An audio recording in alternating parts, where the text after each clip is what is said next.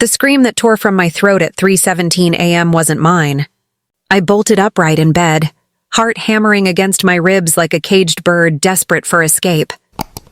The house was silent, too silent, the kind of silence that screams danger in a language older than words. My hands trembled as I reached for the bedside lamp, flooding my bedroom with harsh yellow light that made the shadows dance like living things. "Sarah?" I called out, my voice cracking. "Sarah, are you okay?" Nothing. But I knew what I'd heard. My daughter's voice, filled with terror so pure it had yanked me from sleep like a fishhook through the heart. I stumbled from bed, my 63-year-old knees protesting as I hurried down the hallway of our Victorian home in Salem, Oregon. The floorboards groaned beneath my feet, a sound that had once been comforting, a lullaby of home and safety. Now it felt like a warning. "Sarah!" I called again, louder this time. Her bedroom door stood ajar, exactly as it had been when I'd checked on her before bed. Inside, her form lay motionless beneath the quilt I'd made for her 16th birthday. Her auburn hair spread across the pillow like spilled wine. She was sleeping peacefully, her chest rising and falling in the steady rhythm of deep slumber. I stood in the doorway, confused and shaking. The scream had been so real, so vivid. But Sarah was fine. She was right here, safe in her bed, exactly where she should be. My phone buzzed on the nightstand. The display showed 3:19 a.m. and an incoming call from Detective Marcus Chen, my daughter's partner on the Portland police force. My blood turned to ice water. "Mrs. Hawthorne?" His voice was strained, urgent. "I'm sorry to call so late, but there's been an incident." "Sarah?" "She's right here," I interrupted, my voice barely a whisper. I stepped closer to my daughter's bed, watching her sleep. "She's in her room. She's fine." A pause, long enough for my heart to stop and restart twice. "Ma'am, that's impossible. Sarah is with me right now. She's been badly injured in the line of duty. We're at Portland General Hospital. You need to come immediately." The phone slipped from my fingers, clattering to the hardwood floor. I stared at the sleeping figure in the bed, my mind fracturing like glass under pressure. This wasn't possible. This couldn't be real. But Marcus Chen was Sarah's partner of 3 years. He wouldn't lie about something like this. With trembling hands, I reached out to touch my daughter's shoulder. The moment my fingers made contact, her eyes snapped open. But they weren't Sarah's eyes. They were darker, colder, filled with an intelligence that was ancient and wrong. "Hello, Margaret," the thing wearing my daughter's face said in a voice that was almost Sarah's but not quite. Too low, too careful. "Did you sleep well?" I stumbled backward, my hand flying to my chest. "What? Who are you?" "What did you do with Sarah?" The creature, for that's what it had to be, sat up in bed with movements that were too fluid, too controlled. Sarah had always been clumsy, knocking over water glasses and tripping over invisible obstacles. This thing moved like smoke given form. "I'm your daughter," it said, tilting its head at an angle Sarah never would have managed. "Don't you recognize me, Mother? You're not Sarah."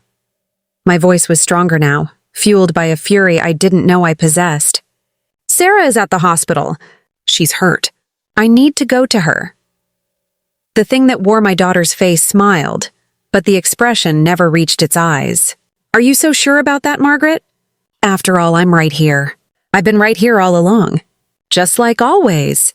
I backed toward the door, never taking my eyes off the creature. "What are you?"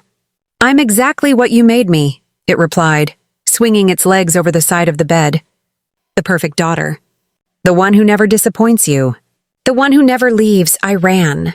My bare feet slapped against the cold hardwood as I fled down the hallway, grabbing my keys and purse from the kitchen counter without stopping. Behind me, I could hear it following, not running, but walking with measured steps that echoed like a countdown. "Where are you going, Mother?"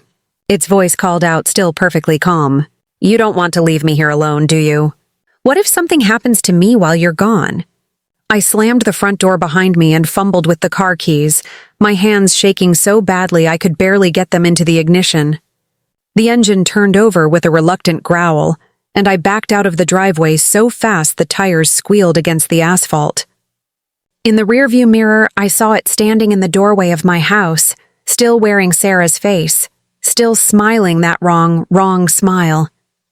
The drive to Portland General Hospital passed in a blur of streetlights and racing thoughts. What was that thing in my house? Where was the real Sarah? How long had it been there, pretending to be my daughter? Days, weeks? The thought made my stomach lurch. I burst through the emergency room doors like a woman possessed, scanning the waiting area for any sign of Marcus Chen. A nurse approached me, her expression concerned. "Ma'am, are you all right? You look... Detective Chen," I gasped. He called about my daughter, Sarah Hawthorne. "She's a police officer. She's been hurt." The nurse's brow furrowed. "I'm sorry, but we don't have any patients by that name." "Are you sure you have the right hospital?" The floor seemed to tilt beneath my feet. "That's impossible." Detective Chen said, "Margaret?" I spun around to find Marcus Chen walking toward me, but he wasn't in uniform.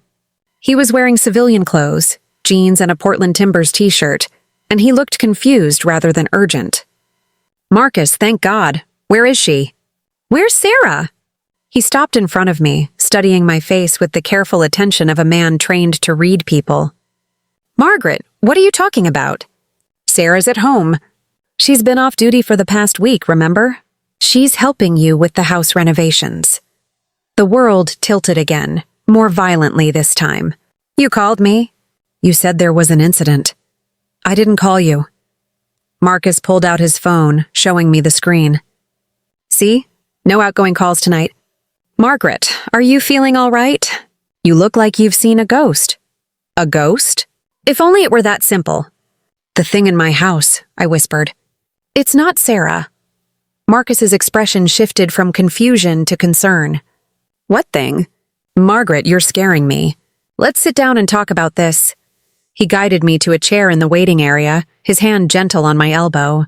The nurse who'd approached me earlier was watching from behind the desk, probably wondering if she should call security.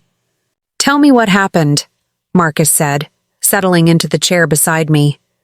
I took a shaky breath and began to speak, my voice growing stronger with each word. I told him about the scream that woke me, about the phone call that had never happened, about the creature wearing Sarah's face that moved wrong and spoke wrong and smiled wrong.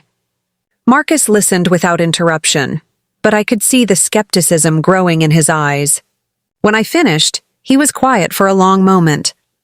"Margaret," he said finally, his voice gentle but firm, "Sarah has been staying with you for a week. She's been helping you sort through your late husband's belongings, remember?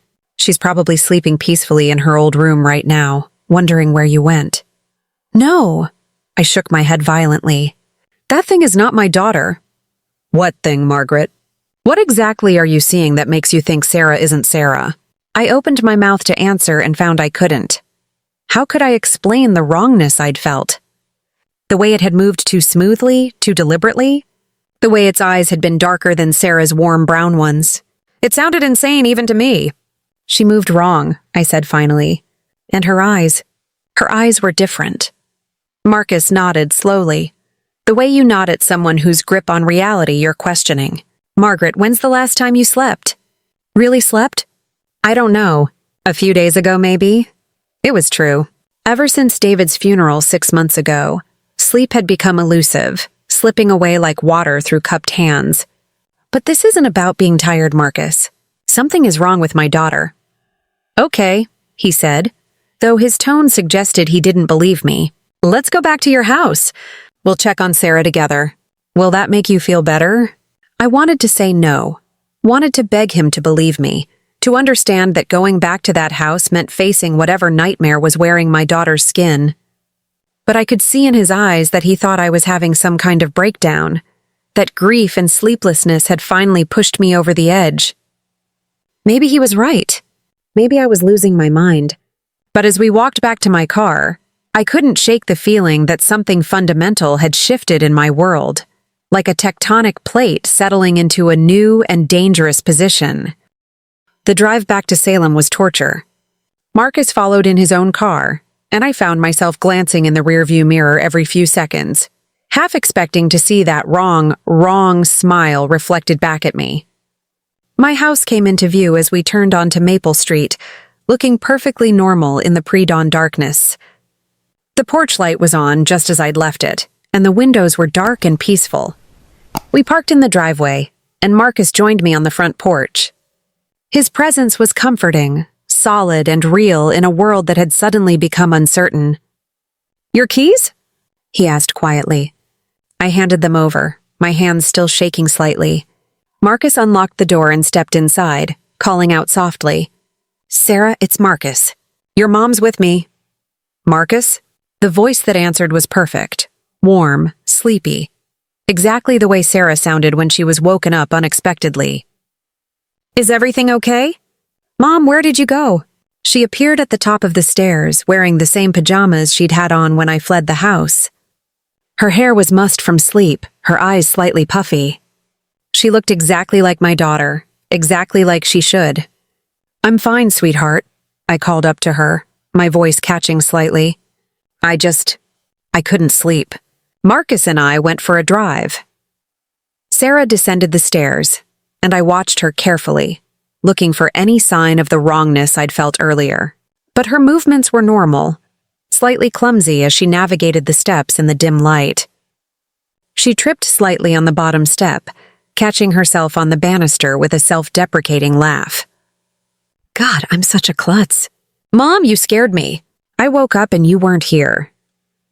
She hugged me then, and she felt right. She smelled right, like the lavender shampoo she'd used since high school and the faint scent of the vanilla candles she loved. Her heartbeat against my chest was steady and strong and familiar. "I'm sorry, baby," I whispered into her hair. "I had a bad dream." "I didn't mean to worry you." "A bad dream?" She pulled back to look at me, and her eyes were the right color, warm brown like melted chocolate, just like her father's. "Must have been some dream to send you running off in the middle of the night." Marcus cleared his throat. "I'm going to head back to Portland. Margaret, try to get some sleep, okay? And Sarah, maybe keep an eye on her. She's been through a lot lately." Sarah nodded, her expression concerned. "Of course. Thanks for looking out for her, Marcus." After he left, Sarah made us both chamomile tea, moving around the kitchen with the easy familiarity of someone who'd grown up in this house.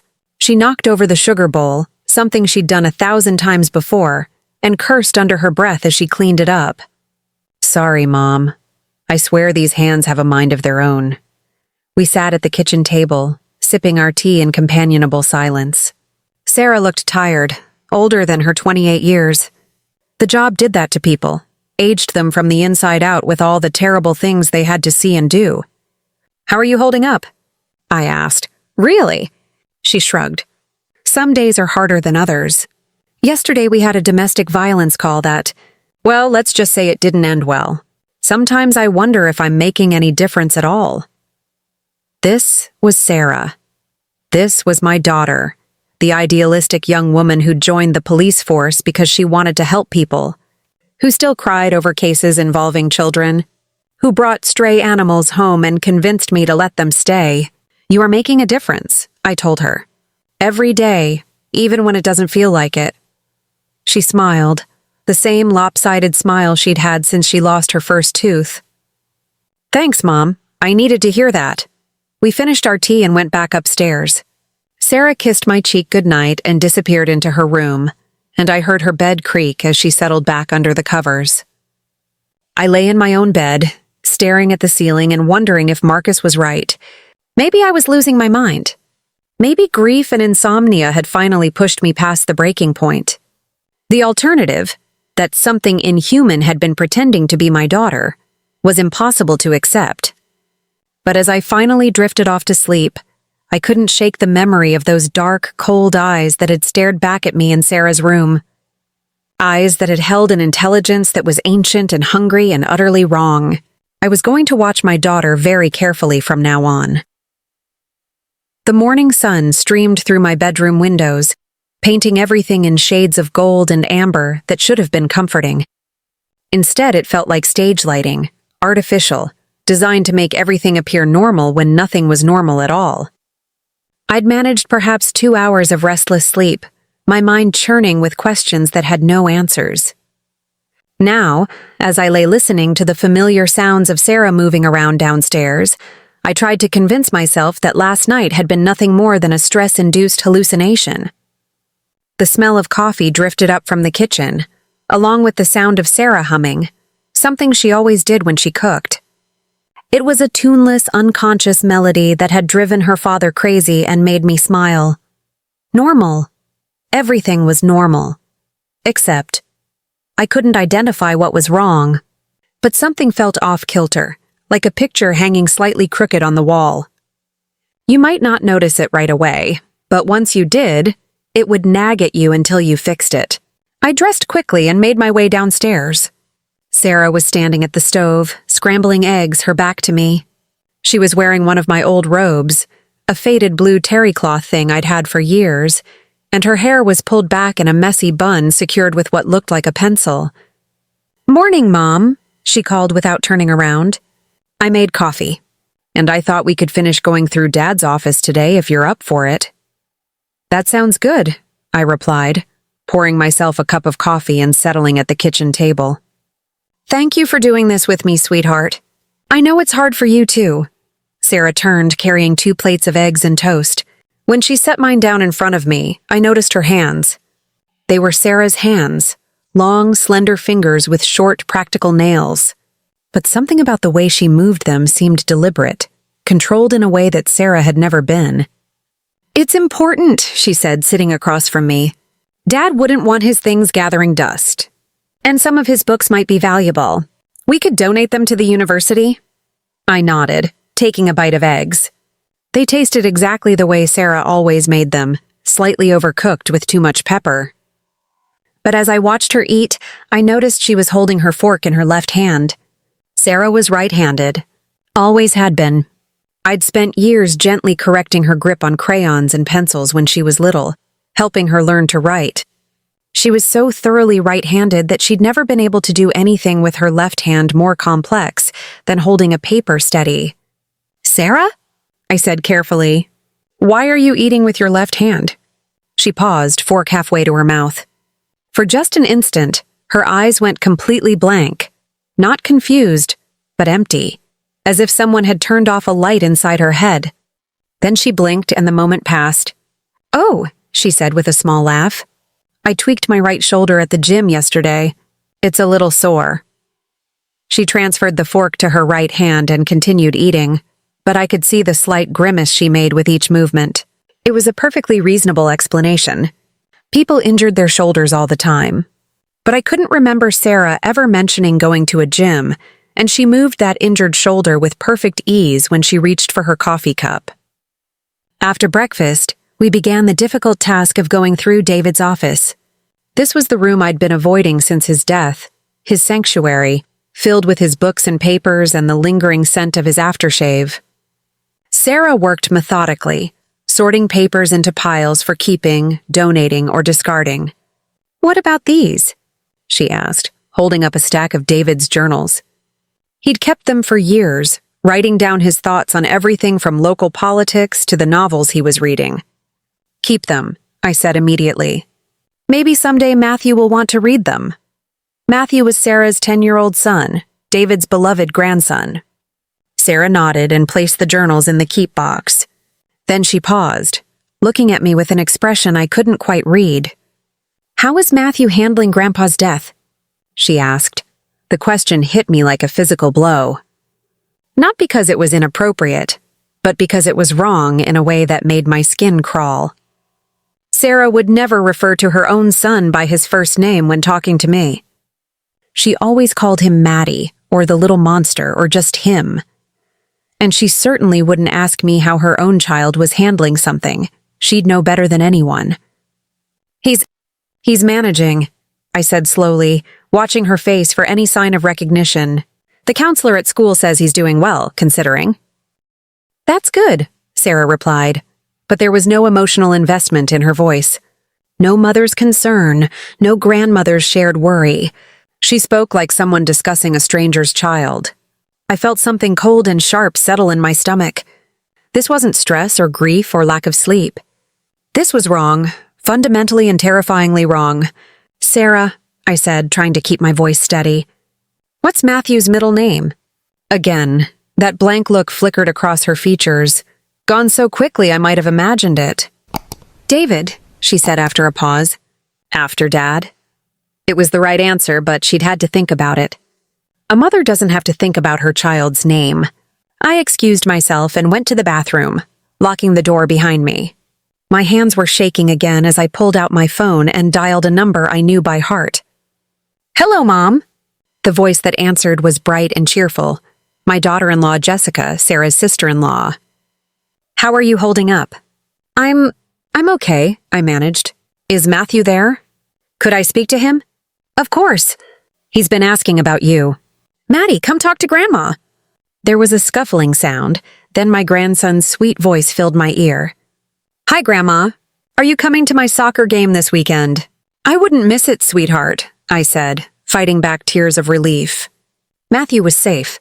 He was with Jessica and Sarah's brother Tom, where Sarah had left him when she'd come to help me with the house. "Hey, Maddie, when did you last talk to your mom?" "Yesterday morning," he said promptly. "She called before I went to school. She said she misses me, but she needs to help you feel better." "She did say that, didn't she?" I whispered. "What else did she say?" "She said to be good for Uncle Tom and Aunt Jess, and that she'd take me to that new movie when she gets back. The one with the talking animals." Sarah had been planning to take Matthew to that movie for weeks. It was all he'd talked about the last time I'd seen them together. "That sounds wonderful, baby." "I love you. Love you too, Grandma. Are you okay?" "You sound funny." "I'm fine, sweetheart. Just tired." After I hung up, I stared at my reflection in the bathroom mirror. My face was pale, my eyes wide with fear and confusion. If Matthew had talked to his mother yesterday morning, and if Sarah was supposed to be here helping me, then who was the woman in my kitchen? I returned to David's office to find Sarah holding one of his photo albums, studying a picture of our family from last Christmas. In the photo, the real Sarah was holding Matthew on her lap, both of them laughing at something Tom had said. The love between mother and son was evident in every line of their bodies, in the way they leaned into each other. The thing pretending to be Sarah stared at the photo like someone trying to memorize a foreign language. "Beautiful family," it said without looking up. "Yes," I replied, settling into David's old chair. "It is." I studied this creature that wore my daughter's face, looking for the tells that would give it away. It had Sarah's features exactly, the slightly crooked nose she'd gotten from falling off her bike at age 7, the small scar on her chin from a childhood accident, even the tiny mole just below her left ear. But it was too perfect somehow, like a photograph instead of a living person. "Tell me about Matthew's first day of school," I said casually, pretending to sort through a box of David's papers. The creature looked up from the photo album. "What about it?" "Just, what do you remember about it?" "You were so nervous that day." A long pause. "Too long." "He cried," it said finally. "He didn't want me to leave." It was a safe answer, generic enough to apply to most children's first day of school. But Sarah had told me the real story dozens of times, how Matthew had marched into his classroom without looking back, how he'd been so excited about meeting new friends that he'd barely said goodbye. Sarah had been the one who cried, standing in the parking lot after drop-off, mourning the end of her baby's complete dependence on her. "Right," I said quietly. He cried. That afternoon, while the creature napped on the couch, I searched Sarah's room. I felt like a spy in my own home, but I needed to understand what was happening. Everything was exactly as Sarah had left it. Her clothes in the dresser, her books on the nightstand, her phone charger plugged into the wall. But when I looked more closely, subtle wrongness emerged. Her clothes were folded too neatly, as if someone had been trying very hard to put them back exactly as they'd found them. A book lay open on the nightstand, but it was open to a random page in the middle, not bookmarked or dog-eared the way Sarah would have left it. Most disturbing of all was her laptop. Sarah always kept it password protected, but when I opened it, it went straight to the desktop. No password, no security. And the browser history was strange. Searches for human behavior patterns, family relationships, mother-child bonds. I closed the laptop with trembling hands. Whatever this thing was, it was studying us, learning how to be more convincing. That evening, we sat down to dinner together. I'd made Sarah's favorite meal, chicken parmesan with garlic bread, hoping to trigger some kind of reaction. The creature ate with obvious pleasure, complimenting the food in exactly the way Sarah would have. "This is perfect, Mom, just like when I was a kid." But it cut its chicken into precise geometric pieces before eating it. Sarah had always been a messy eater, combining bites randomly, often getting sauce on her clothes. This thing ate like it was performing a careful ritual. "Sarah," I said suddenly, "do you remember the time you brought that stray dog home? You were maybe 12? The creature nodded. "Of course, Rusty." Dad was so mad. Rusty. That was the dog's name. But there was no warmth in its voice, no fondness for the memory. Sarah always got emotional when she talked about Rusty, who had lived with us for 6 wonderful years before cancer took him. "What was special about Rusty?" I pressed. Another pause. "He was a good dog." Sarah would have told the whole story, how Rusty used to sleep at the foot of her bed, how he'd wait for her at the bus stop every day after school, how he'd learned to open doors with his paws. She would have laughed about the time he'd gotten into the garbage and strewn trash all over the kitchen, or cried a little remembering how gentle he'd been with her when she'd broken her arm in 8th grade. This thing just said he was a good dog. After dinner, I excused myself to call Detective Chen from my bedroom, speaking in whispers. "Marcus, I need you to do something for me, and I need you not to ask questions." "Margaret, Please. Just this once, trust me. I need you to verify that Sarah is where she's supposed to be. Call the precinct. Check her schedule. Make sure she's actually on leave." A long pause. "Are you still worried about last night?" "I'm worried about my daughter." "Okay," he said finally. "I'll make some calls. But Margaret, if Sarah is exactly where she's supposed to be, I want you to consider seeing someone. A counselor, maybe? This level of anxiety isn't healthy." "Deal," I said, though I knew what he was going to find. He called back 20 minutes later, his voice carefully neutral. "Margaret, I checked with the precinct. Sarah is on approved leave. She told her supervisor she'd be staying with you for a week to help with personal matters. Everything is exactly as it should be." "When did she request the leave?" "Last Monday, the day after David's funeral. The day the real Sarah would have asked for time off to help her grieving mother." "Thank you, Marcus. Margaret, I'm concerned about you. These suspicions about Sarah. Good night, Marcus." I hung up and sat on my bed, trying to make sense of what I'd learned. Somehow, this creature had perfectly replicated Sarah's life, her relationships, her schedule. It had fooled everyone, her partner, her supervisors, probably even her friends. But it couldn't fool me. Not completely, because I was her mother, and I knew my daughter in ways that went deeper than appearance or behavior. I knew the rhythm of her breathing when she slept, the exact pitch of her laugh, the way she unconsciously touched her nose when she was thinking hard. This thing was close, unnaturally, impossibly close, but it wasn't Sarah. Which raised the terrifying question, where was my real daughter? 3 days passed in a haze of mounting dread and careful observation. I documented everything in a small notebook I kept hidden in my underwear drawer. Every wrong gesture, every too perfect response, every moment when the thing pretending to be Sarah seemed to glitch like a computer program running out of memory. The creature was learning, adapting, becoming more convincing with each passing hour. It started eating messily, deliberately dropping crumbs and getting sauce on its shirt. It began calling Matthew Matty in our conversations. It even knocked over a water glass at breakfast, cursing in exactly the way Sarah always did. But the eyes remained wrong. They watched me constantly, studying my reactions, calculating the effectiveness of each performance. When it thought I wasn't looking, its face would go blank, expressionless, like a mannequin waiting to be posed. On Wednesday morning, I made a decision that felt like stepping off a cliff. I was going to confront it directly. I waited until after breakfast when the creature was reading in the living room. It had chosen one of David's philosophy books, something Sarah would never have voluntarily touched, and was turning pages at precise, measured intervals. "I need to ask you something," I said, settling into the chair across from it. "And I need you to be honest with me." It looked up, tilting its head with that too fluid motion I'd come to recognize. "Of course, Mom. What is it?" "Where is my daughter?" For a moment, the mask slipped completely. The thing's face went entirely blank, its eyes becoming black voids that seemed to stretch back into infinite darkness. Then it blinked, and Sarah's features reassembled themselves like pieces of a puzzle sliding into place. "I'm right here," it said with a confused smile.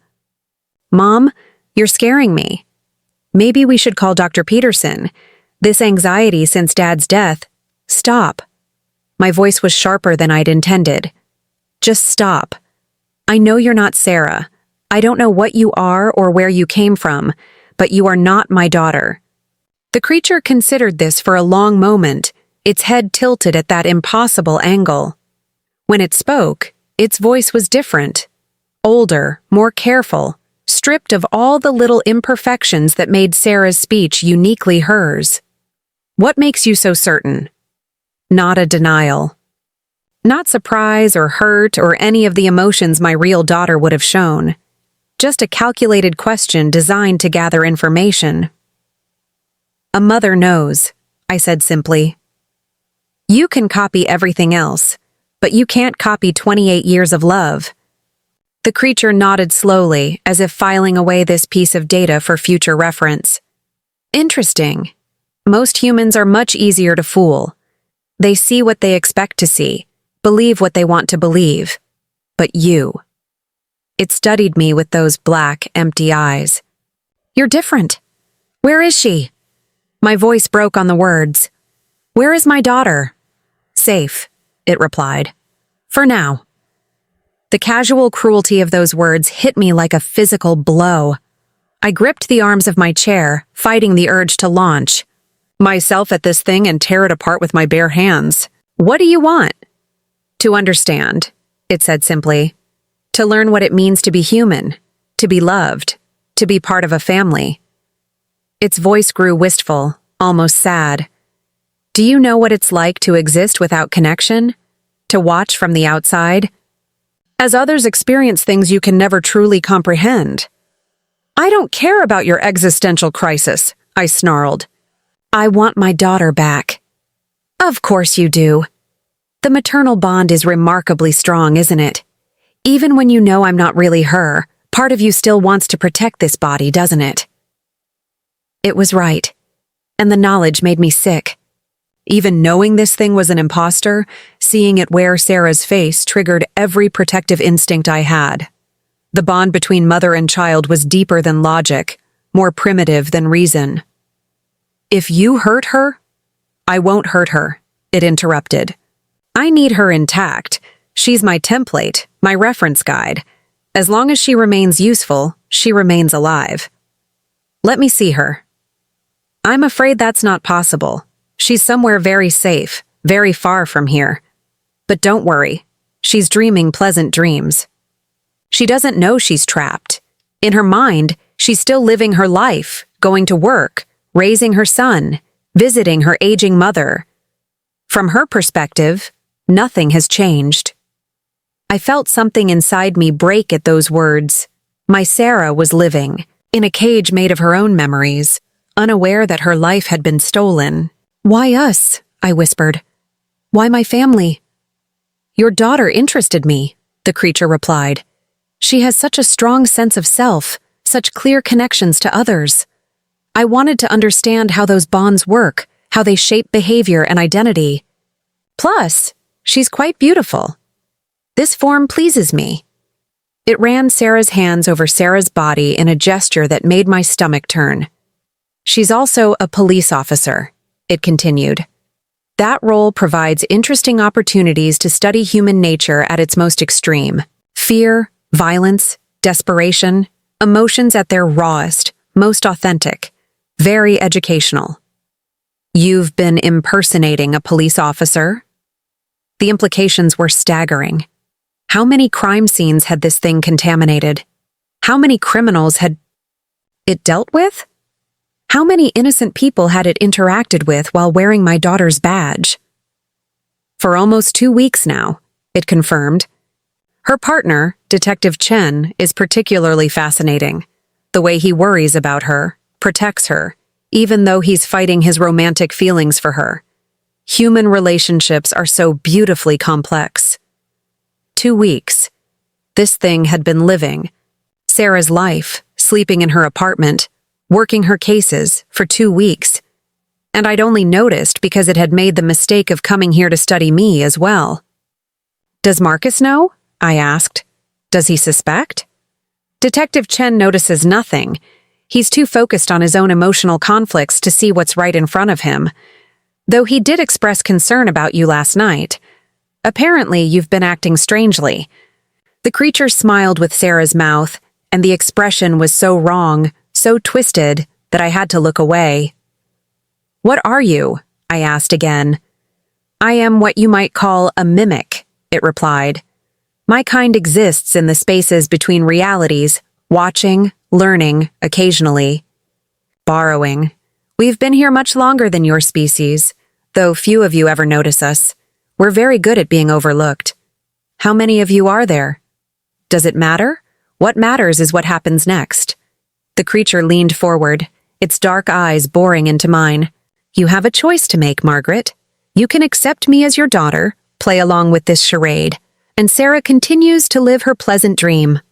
Or what? Or I dispose of her and find another template. Perhaps that precious grandson of hers. Matthew, isn't it? 10 years old, full of trust and innocence. He would make an interesting study. The threat was delivered in Sarah's sweet voice, with Sarah's gentle smile, and it took every ounce of my self-control not to scream. You wouldn't. I would. I need to understand human bonds at every level. Parent to child, grandparent to grandchild. Matthew's connection to you is different from Sarah's. Less complex, but perhaps more pure. It would be. Enlightening. What do you want from me? Acceptance. Love. Treat me as you would treat Sarah, and she remains safe. Fight me. Try to expose me. And I'll be forced to find other arrangements. The creature stood and walked to the mantelpiece, where photos of our family smiled down from silver frames. It picked up a picture of Matthew at his last birthday party, chocolate cake smeared across his grinning face. He has such beautiful eyes, it murmured. So trusting. Children adapt so quickly to new situations, much faster than adults. Stop. My voice was barely a whisper. Please. Then we have an understanding? I closed my eyes, feeling the weight of an impossible choice settle on my shoulders. Save Sarah by condemning myself to live with this monster, or risk both my daughter and grandson by fighting back. When I opened my eyes, the creature was smiling that wrong, empty smile. I'll take that as a yes, it said. Living with the creature that wore my daughter's face became a carefully choreographed dance of deception. Every morning, I had to wake, up and pretend that the thing making coffee in my kitchen was Sarah. Every evening, I had to sit across from it at dinner and make small talk about the weather, about the news, about anything except the growing horror that consumed my thoughts. The creature was getting better at its performance. It had learned to laugh at my old stories, to reminisce about Sarah's childhood with convincing nostalgia, to show just the right amount of concern about my well-being. It even started leaving its coffee cup in the sink unwashed, a habit that had always annoyed me about the real Sarah. But late at night, when it thought I was asleep, I could hear it moving through the house. Not walking like a human would, but gliding with that unnatural grace, stopping in front of the family photos to study them like textbooks. Sometimes I heard it talking to itself, or perhaps to others of its kind, in a language that sounded like whispers and wind and the settling of old wood. On Friday afternoon, Detective Chen called. Margaret, how are you feeling? Any more episodes? I glanced at the creature, which was pretending to read a magazine at the kitchen table. It looked up with manufactured concern, playing the role of a devoted daughter worried about her mother's mental health. "I'm fine, Marcus. Much better." "That's good to hear. Listen, I was wondering if Sarah might be available tomorrow night. There's a department barbecue, and I thought, well, it's been a while since we've done anything social." My heart clenched. Marcus was asking Sarah on a date, and the thing pretending to be her would have to respond. What would it do? How far would it take this charade? "Let me ask her," I said, handing the phone to the creature. "Marcus, hi." Its voice was perfectly pitched, happy but not too eager, friendly but with that undertone of possibility that had always existed between Sarah and her partner. "A barbecue sounds wonderful. I've been cooped up here playing nursemaid to Mom, and I could use some adult conversation." They chatted for a few minutes about the details, and I listened in horror as the creature flirted with Marcus using Sarah's mannerisms, her speech patterns, even her little jokes. When it hung up, it was smiling with satisfaction. "He's quite smitten with your daughter, isn't he?" It observed. The way his voice changes when he talks to her, the careful way he phrases his invitations. He's afraid of rejection, afraid of ruining their partnership by admitting his feelings. "Don't," I whispered. "Don't hurt him." "Hurt him? I'm going to give him exactly what he's been hoping for. Detective Chen is about to have the most wonderful evening of his life." The casual cruelty in its voice made me feel sick. "What are you planning?" To be the perfect Sarah. Charming, beautiful, just vulnerable enough to need his protection. By the end of the night, he'll be completely in love with me. The creature tilted its head. Isn't that what she wanted too? I've seen the way she looks at him in her memories. She loves him but is too afraid to act on it. Her memories? Oh yes, I have access to everything. Every thought, every feeling, every secret shame and hidden desire. Did you know she sometimes dreams about kissing him? She wonders what it would be like to wake up in his arms, to build a life with him beyond their professional partnership. I wanted to cover my ears, to block out this violation of my daughter's most private thoughts, but the creature continued, seemingly oblivious to my distress. "She also worries about you, you know. About how lonely you've been since your husband died, how you try to hide your grief to spare others. She thinks you need to start dating again, maybe join one of those senior groups at the community center." "Stop reading her mind," I managed. "I can't help it. Her consciousness is intertwined with mine now. Every memory she's ever formed, every emotion she's ever felt. It's all part of me now. In a way, I am Sarah, just improved." That night, I called Jessica under the pretense of checking on Matthew. The creature was upstairs, preparing for its date with Marcus, and I needed to hear my grandson's voice to remind myself what I was fighting for. "Grandma!" Matthew's excitement was infectious. "Uncle Tom took me fishing today and I caught 3 bluegill. Mom's gonna be so proud when she sees the pictures." "She will be, sweetheart. You're such a good fisherman, just like Grandpa was." "I miss Grandpa," Matthew said quietly. "Do you think he can see us from heaven?" "I know he can, baby. And he's very proud of you." After we said goodbye, I sat in the kitchen, staring at my reflection in the darkened window. Tomorrow night, the creature would go out with Marcus, deepening its integration into Sarah's life. How long before it decided it didn't need me anymore? How long before it grew tired of this game and moved on to its next victim? I had to find Sarah, had to find some way to free her before it was too late. The creature descended the stairs looking stunning. It had chosen Sarah's favorite dress, a deep blue number that brought out her eyes, and styled her hair in loose waves that framed her face perfectly. It had even applied makeup with the same careful technique Sarah used, highlighting her best features while maintaining a natural look. "How do I look?" it asked, spinning in a circle like a teenager going to prom. "Beautiful," I replied, because what else could I say? Marcus arrived at 7 sharp, dressed in khakis and a button-down shirt that brought out the gray in his eyes. When he saw Sarah, his face lit up with genuine joy and something deeper, the look of a man seeing the woman he loves. "You look amazing," he told the creature, and I watched it blush with what appeared to be genuine pleasure. They left together, Marcus helping it into his car with careful gallantry. I watched from the front window as they drove away, taking my daughter's face and voice and mannerisms to a party full of people who would never suspect they were socializing with a monster. Alone in the house, I made my own preparations. If the creature could access Sarah's memories, there had to be a connection between them, some kind of psychic or supernatural link that bound the mimic to its template. I needed to understand that connection, to trace it back to wherever Sarah was being held. I started with Sarah's room, searching for anything that might provide a clue. In her closet, pushed far back behind winter coats, I found a box I'd never seen before. Inside were strange artifacts, crystals, old books, photographs of places that looked like they belonged in another dimension. One of the books was titled Between the Veils, a study of interdimensional entities.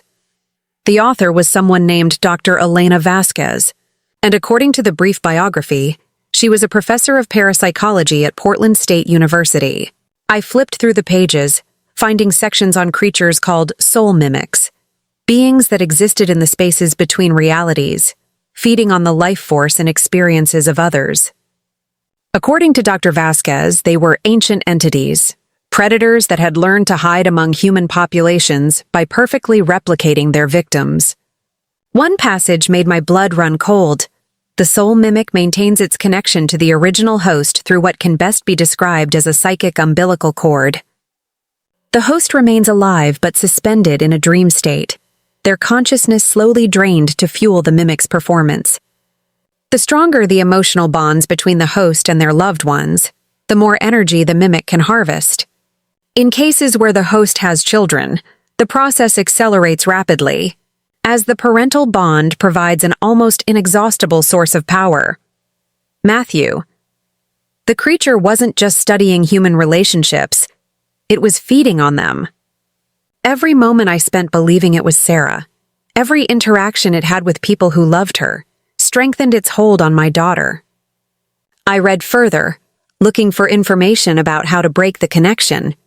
Most of the book was academic theory, but near the end, Dr. Vasquez included a chapter titled Practical Applications for Victims and Their Families. The mimic's greatest weakness is its dependency on the original host.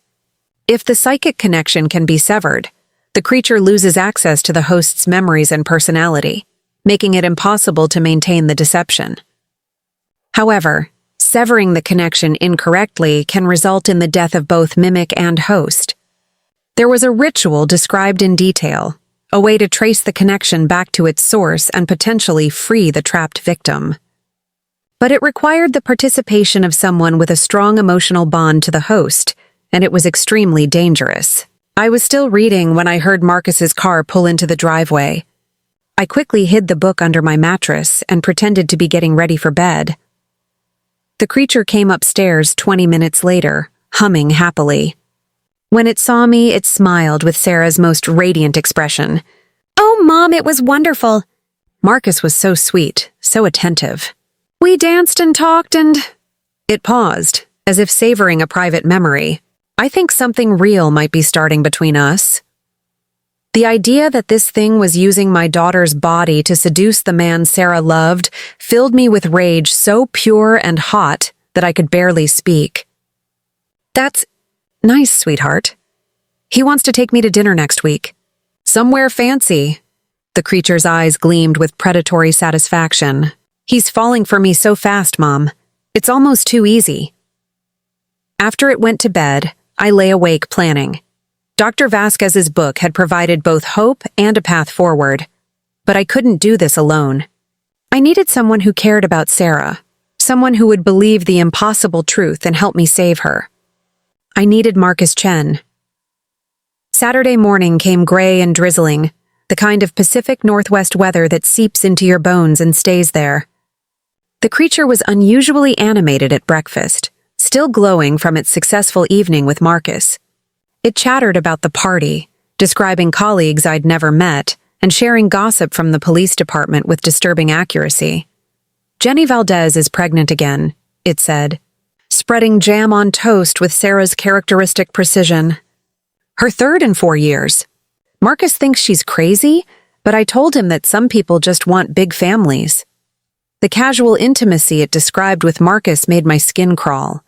This wasn't just impersonation anymore. The creature was actively building a relationship using my daughter's body and stolen memories. "Sarah," I said carefully, "did you enjoy yourself last night?" "Completely. He's everything I've been looking for, Mom. Strong, funny, compassionate. The way he talks about his work, about wanting to make a difference, it's exactly what I find attractive in a man."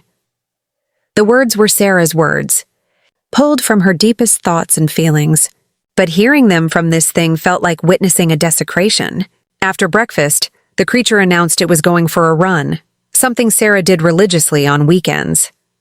I watched it leave through the kitchen window, moving with that too fluid grace that had become its tell. The moment it disappeared around the corner, I grabbed my phone and called Marcus. "Margaret, is everything okay? I need to see you, today. It's about Sarah." A pause. "What about Sarah?" "She seemed fine last night. Better than fine, actually. We had a great time." "Marcus, please.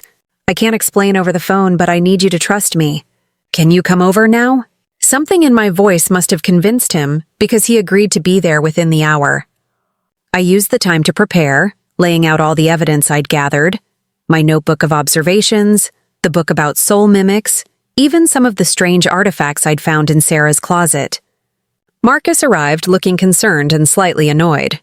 He was wearing weekend clothes, jeans and a University of Oregon sweatshirt, and his hair was still damp from a shower.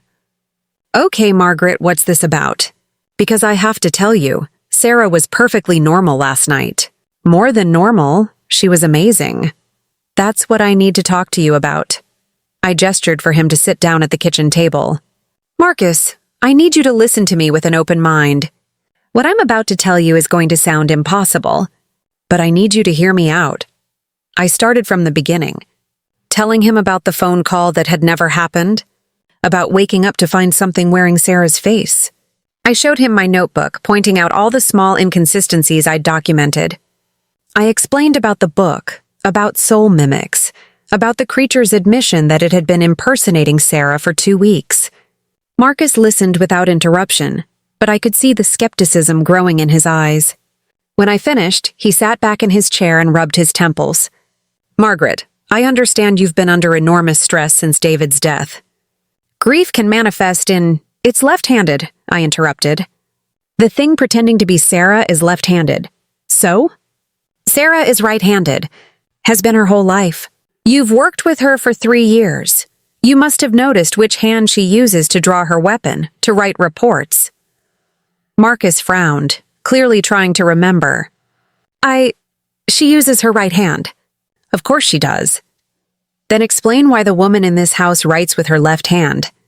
Why she holds her fork with her left hand, throws things with her left hand. Maybe she injured her right hand. She mentioned something about a sore shoulder. Show me the injury report. Show me the medical documentation." I leaned forward, pressing my advantage. "Marcus, you know procedure. If a police officer is injured, even slightly, there has to be paperwork. Where's the paperwork?" His frown deepened. I could see him running through regulations in his mind, realizing that I was right. "There are other things," I continued. "She doesn't know Matthew's favorite movie. She called him by his full name instead of Matty. She's been reading philosophy books that Sarah would never touch." I pulled out the book about soul mimics. "She's been researching human behavior, Marcus. Learning how to be more convincing." Marcus took the book, flipping through it with growing unease. "Where did you find this?" "In Sarah's closet, hidden behind her winter coats. Along with these."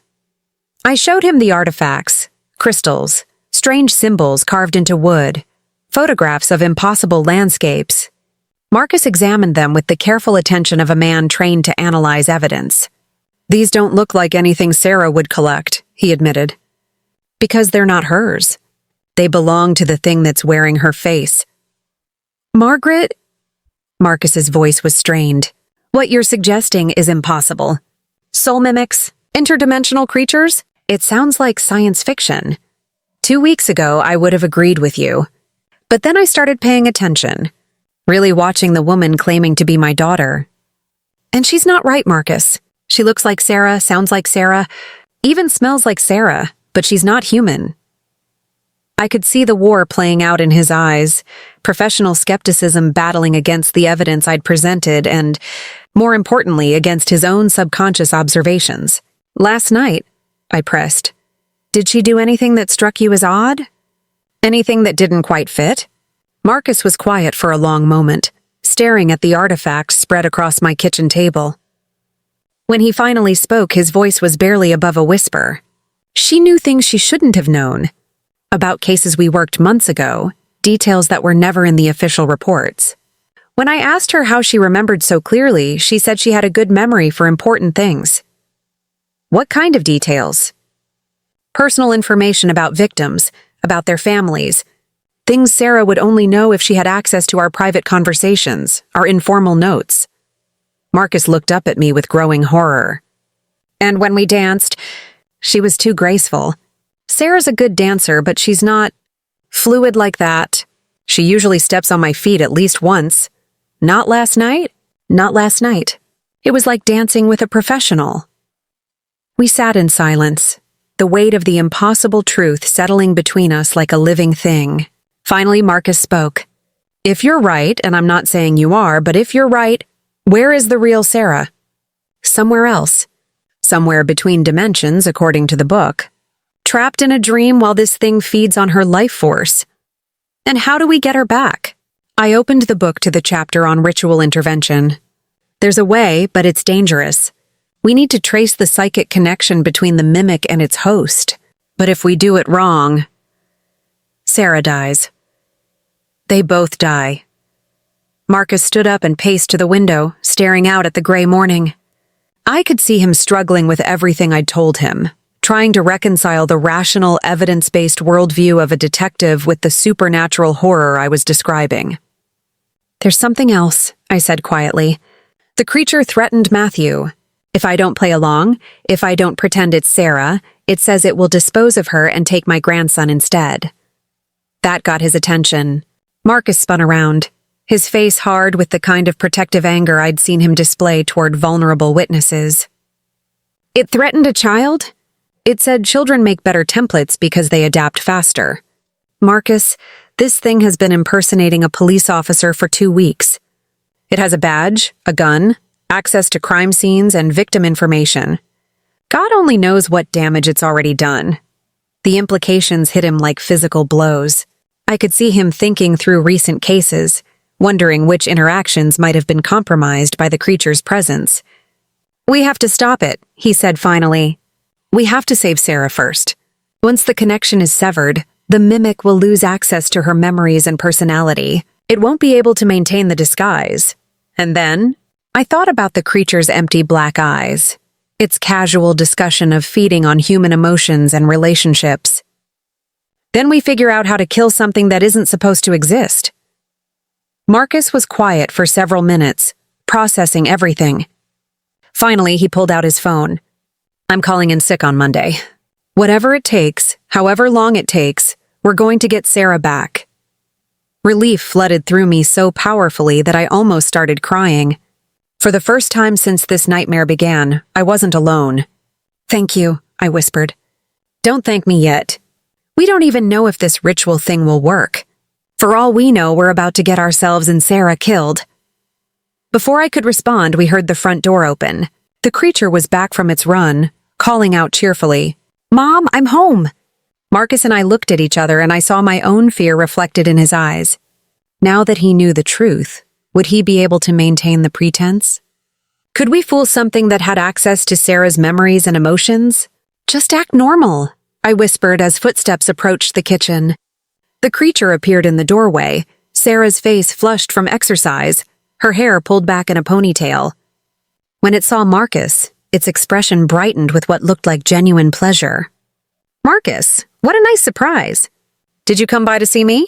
Actually, I came to check on your mom, he replied smoothly. She seemed a little worried about you last night. Wanted to make sure you got home safely.